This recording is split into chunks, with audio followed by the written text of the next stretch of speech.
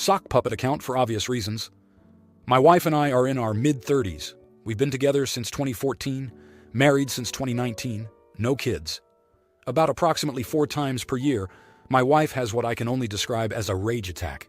She has an untreated disorder that causes her emotional regulation issues, and she sees a therapist, though not a psychiatrist. They are very frustrating to me. She is functionally unreachable as she goes through them, and she just gets mad. At me, obviously, but just everything in her life, no matter if it makes sense or not. It's like her amygdala just freaks out at a tiny thing, mild conflicting opinion from me, or not being able to find her phone, etc., and pumps out anger hormones. She returns to a baseline afterward, apologizes earnestly and honestly, and returns to her normal self. Her normal self has big emotions too, but I almost enjoy them. I don't feel emotions as deeply as her, so it's nice to feel along with her, if that makes sense. 3 nights ago, she had one. We had a little disagreement, so I went into the kitchen, and she threw something at the wall and started just yelling asterisk. She wouldn't let me leave the kitchen. Again, there is no reasoning with her when this happens. Words mean nothing. I escaped, told her to go to bed, cleaned up the mess she made, and that was that. The next day, she came home from work and started apologizing. And I told her that I wasn't really willing for this to happen again, and she has to take action to prevent this from happening. We kept talking, and a couple of minutes later, she said, "I feel really bad, you know." And my response was, "Right now, I don't care how you feel. I'm telling you this can't keep going on." We dropped it and moved on. A couple of hours ago, she brought up that it was hurtful that I told her I didn't care about her feelings, but I think that's a pretty reasonable way to respond when I was on the floor of our condo, cleaning up her rage choices the night before. Am I the idiot? Now here are the comments. Comment 1. Welcome to /r/am the asshole. Please view our voting guide here. Cool. Reddit. com/r/am-asshole/wiki/FAQ #wiki_what 2019 s_with_these_acronyms 3f_what_do_they_mean 3f.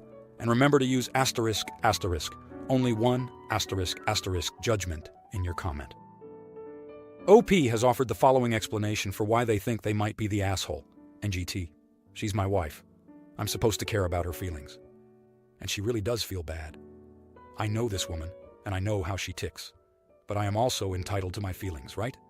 Comment 2. Info. So is there a chemical way to treat this she isn't taking? If she went to a psychiatrist, would they be able to prescribe something that would help? Is she trying to just power through with good thoughts? Edit. Not the idiot. So she's afraid of how meds will change her. So she's okay with wild rages as long as she feels like herself. She needs to put whatever effort she has to in order to get a psychiatrist and get on something. Once on meds doesn't mean forever. It means working with your doctor to find something right for you. There are things she can try and isn't doing. That is not okay. Comment 3. Not the idiot. There is only so much any person can take. You are right. This cannot continue, no matter how she feels in the light of day. You are not her emotional punching bag. You have your own feelings, and one of them is that her contrition is not enough. She should feel bad. More importantly, she owes it to everyone in her life to stop these episodes. If she can't, do what you must to protect your own sanity. I'm sorry you are struggling with something so volatile. I hope it gets better soon. Now, for the next story. I, 27 years old, have been with my significant other, 28 years old, for nearly 5 years now, and we have just had a baby. He also has a daughter from a previous relationship. We recently bought a house around the corner from my in-laws, and everything has been fine up until a week ago. This is when my significant other had an argument with my mother-in-law about several things. He thinks it's unfair how his sister is always treated better, even though she has caused a lot of problems for their family. He's also upset that his mom is very involved with his ex, despite their high conflict situation. He has asked her not to do this, among other things. This issue has been brewing for years, but everything came to a head the other day when my mother-in-law told my significant other that she no longer sees him as a son, and he is not welcome at their house. My sister-in-law asked me to bring my daughter to their house as they live together. After talking to my significant other, He said no. He explained that if he isn't welcome at their house, then his daughter shouldn't go there either. Today, my sister-in-law messaged me and started to say that I should bring the baby around and that my significant other was horrible to his mom. She believes that my mother-in-law deserves to see her granddaughter. I explained that my significant other is my partner and the baby's father. If he doesn't want me to take her there, then I won't. I don't want to be in the middle of this. It's their problem to resolve, and I shouldn't get involved. If my mother-in-law wants to see the baby, she can come to my house. However, I won't go against my significant other's wishes and take her to their house. My sister-in-law basically got mad at me, saying that I should be able to tell him what's right or wrong and go against him for them. In their eyes, they believe my significant other is a terrible person and should be blamed for everything. I explained to her that it's not my place to be involved or in the middle. It's a difficult situation for me, as no matter what I do, someone will be upset with me. I wasn't even present when they argued, so I shouldn't be held responsible. She just said whatever and never replied again, which made me feel bad. So, am I the idiot? Aita. Now, for the next story. My mom died in 2022 after I had been her caregiver for 6 years. She had seizures after a brain surgery and was diagnosed with cancer, all while being in a wheelchair. In 2020, both of my siblings abandoned her over the will. She wanted me to have her house in consideration of the fact that I gave up everything to move home and ensure she never had to go to a facility. We ended up having to sell the house to pay for care while I was working full-time. I needed health care, and my income bridged the gap between her Social Security and what we liquidated from some investments she had to take care of her. When she passed, I called my sister to let her know, and she said, "I am sorry for your loss," and went into a monologue about what a terrible parent Mom was. Just hours after the funeral, home took her body. Mom died right next to me. It turns out that all of the money left from Mom's estate belongs to me legally. I am paying all of Mom's final expenses because my siblings communicated to me through the lawyer they wanted no part of it. I am also making sure my niece gets all of the money Mom wanted her to have because she is the only immediate family member to come see Mom from the middle of 2020 through the end of 2022 when she passed. Am I the idiot for not writing checks to my siblings when I am not legally required to? Now, here are the comments. Comment 1. Not the idiot. Your mother was very clear who she wanted her estate to go to. You and your niece. Your sisters did not put their lives on hold to care for your mom. You did. Your sister even spoke badly about your mother within hours of her death. Honor your mother's wishes. Give your niece the money your mom wanted her to have, pay the remaining bills, and take the remaining funds, which I guess will not be substantial based on your post. You did everything you could and more for your mother during the last years of her life. Time to start living your life now. Comment 2. Not the idiot. Your sister sounds like a right piece of work. I called my sister to let her know, and she said, "I'm sorry for your loss," and went into a monologue about what a terrible parent Mom was. Just hours after the funeral, home took her body. Your mom's will left you the estate. End of Not the Idiot. Comment 3. Not the idiot, and I am truly sorry for your loss. A word of caution. Be careful of how your niece's inheritance is set up. Your sibling may try to gain control of it before your niece comes of age. Now, for the next story. Me, 34-year-old female, have been married to my 37-year-old husband for 11 years today.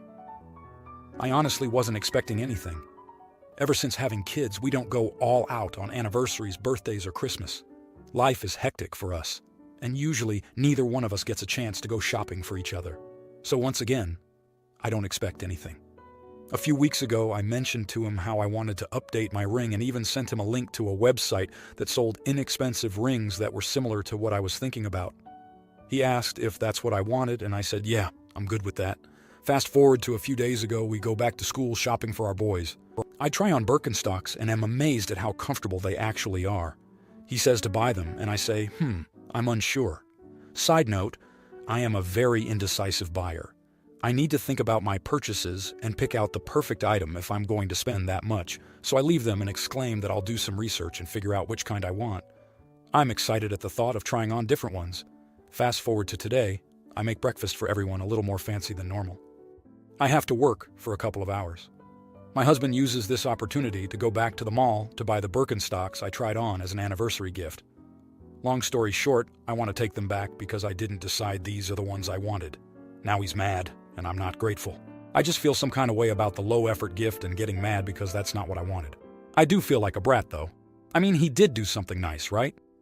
Am I the idiot? Now, here are the comments. Comment 1. Definitely not the idiot. I'm trying to figure out if y'all read the same thing I did. It's their 11-year anniversary. OP already mentioned that they rarely get the chance to spoil each other, and when she shops, she is indecisive and needs to take time to actually think about what she wants. She told her husband that she wants an upgraded ring, and even gave him links of what she actually wants. Yes, it was sweet of him to remember that she likes the comfort of the shoes, but she wasn't sure about the style, which suggests he wasn't actually listening to her. He completely disregarded her actual wants, and instead tried to pacify her with a gift that she never asked for. The gift was sweet, but low effort, especially for an 11-year anniversary gift. OP. I'm sorry that you're getting flagged as TA, but that's because most people on this thread choose to accept the bare minimum and accept whatever is thrown their way. If your husband truly wanted to treat you for your anniversary, he'd get the gift you actually wanted. His gift just seems like he bought it just to say that he gave you a gift. I know that gift giving is about the thought that counts, but it seems like he was only thinking of himself. Comment 2. You're the idiot for being weirdly upset about this. You can simply say you're going to exchange them for a different pair if you think that's necessary. If you were obviously ungrateful about the gift, then of course he's mad. Your husband saw something you definitely liked and went back to buy it. That's not low effort, it's being observant. Comment 3. Not the idiot. You clearly said you wanted to do some research and figure out which shoes you wanted, and he completely ignored you. It's the not listening to what you actually said that would have disappointed me too, and it's not a terrible gift, but it's totally reasonable to exchange them, even if you hadn't already said you weren't sure. Now, for the next story. My 42-year-old friend, Pam, who I'm going to call Pam here, has been engaged since this spring, planning on a Christmas wedding. Until recently, I only met the guy, let's call him Pete, fairly briefly at a couple of social events and didn't know him that well. Last month, Pam invited me and a couple other friends, Paul and Paulina, out drinking to get to know Pete. There was no discussion of off-limits topics beforehand, no mention that anything at all was being kept secret from Pete. Now, Pam does have a history of being a somewhat private and secretive person, with a very compartmentalized life. So this night out with her fiancé did come as a surprise to us. Still, there was no briefing on things not to mention. We were drinking, we were laughing, we were having a great time. Also, did I mention we were drinking? At one point, Pam gets up to go to the bar, and I say to Pete, "You're so much chiller and funner than Dave." He just looks confused and says, "Dave?" And without thinking why he would ask, my drunk ass goes, "Her last husband, the dud." It never occurred to me he wouldn't already know, to which he replies, "She was married? What do you mean, her last husband?" The speakers in the bar were blaring, but you could feel a bubble of silence forming around us. Time slowed down, and then Paulina, ever so helpful, blurts out, "He didn't matter. They were only married a few months. Her first one lasted 8 years. Pete looks at me and asks, "Is that true?" I say yes. He gets up, drops some cash on the table, and leaves. Pam comes back and asks what's going on, and all I can think to say was, apparently Pete didn't know about Dave or Michael. Her face goes paper white, and she follows Pete outside. That was 3 weeks ago today, and the last I saw of her. She's not answering my calls or text, and she's also cut off Paul and Paulina, even though Paul was pretty much drunk under the table.